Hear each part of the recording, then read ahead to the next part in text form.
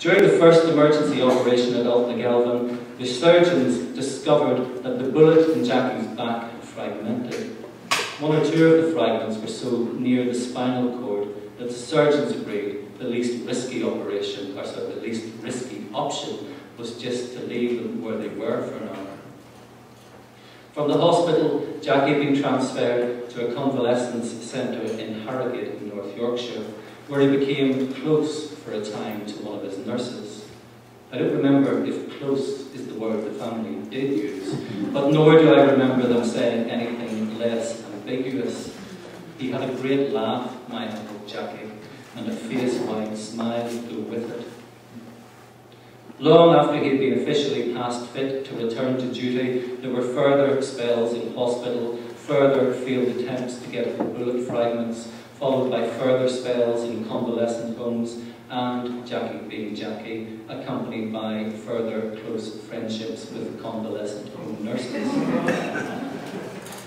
For nights at a stretch, Jackie was sleeping in the police station dormitory when he came off duty. So it was a relief as well as a surprise to the whole family when in the mid-80s he married again, married a woman with no connection to the nursing profession or the police at all, and bought a large red brick semi a few hundred yards out the Hillsborough Road from Lisburn town centre on a site overlooking the Lygon Valley Hospital.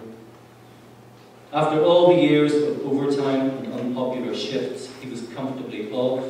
In fact, he had more money nearly than he knew what to do with.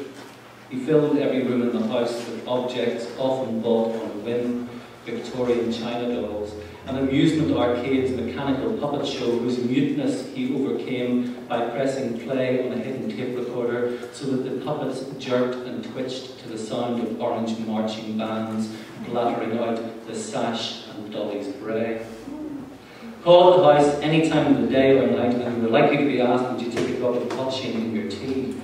He didn't drink much himself, potheen or anything else. In fact, over the years he had more than a passing acquaintance with gospel halls.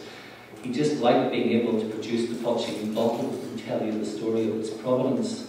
Just as he enjoyed showing you copies of An Phobla, the Sinn Féin newspaper, which he kept with his loyalist publications, Beano to their dandy, under the living room sofa. After only a couple of years of the marriage, his second wife had walked out. Jackie was devastated. He had recently turned 60 and was facing compulsory retirement in 2 years' time. The job was the least of what he would be losing. There was the camaraderie, the simple day-to-day contact. He was also facing the prospect of yet another back operation, which was suddenly a cause of great distress. This one was to be performed in the Royal Victoria Hospital in the Falls Road, the IRA's Belfast heartland. As was routine in such circumstances, he would have a permanent police guard at the door of his private ward, but this did little to allay his fears. For the first time, superior officers expressed concerns about his mental health. Jackie had learned that they were going to ask him to surrender his personal protection firearm on the grounds that he was safer without it in his current mental state. He became even more anxious and upset. He claimed that the IRA had issued explicit and specific threats against him. There had been anonymous phone calls. They knew where he lived. Now, more than ever, he needed his gun. That summer, 1988, Jackie was admitted briefly to a psychiatric hospital. I was home from England around this time, visiting my parents. My father brought Jackie to the house one day. My mother and I were sitting in the back garden on deck chairs. There's the wee boy who got me, Jackie started to say when he saw me, and laughed like he didn't mean it, which he didn't, probably. He looked, and I hope I'm capturing his demeanour here, not creating it in hindsight, chastened by his hospital experience. The word depression would not have been given house room when he was growing up. Give yourself a shake, my grandmother would have said. Get on with it. A member of the Police Welfare Association called at his home on the afternoon of the 10th of August. Jackie seemed, in the light of his recent troubles, to be in very good spirits. The two of them chatted for a time over a cup of tea. Then Jackie saw his visitor to the door, and almost as soon as he was alone, went into the garage where he attached a hose pipe to his exhaust and fed it in through the passenger side window. He stuffed the gap at the top of the window with old Christmas cards saved perhaps with just such an end, such a dramatic contrast in mind. Then he got into the car and turned the key in the ignition. By the time he was found, it was too late for the light of valley across the street. He was one of 55 police officers to commit suicide between 1970 and 1996. He was one of only 8 not to use his personal protection weapon, which I suppose means that whoever had recommended taking Jackie's away had got something right. I was already back in England by this time. I received a phone call that night when I got in from the pub. It was the day after my 27th birthday. I flew home the next day for the funeral. This was bang in the middle of the period when I was thrashing around trying to make headway with my second novel. Set in a Northern Ireland I was no longer confident that I knew. The trip back for Jackie's funeral, the enforced connectedness that such occasions inevitably bring, added to my belief that the only way to solve the problems I was having with my boat was to come back for longer. It's only dawning on me now that the central character in Fat Lad comes home for a funeral in advance of the longer return for work that makes up the bulk of the narrative. I'm trying to work out if this was a conscious or an unconscious parallel or nothing more than a coincidence.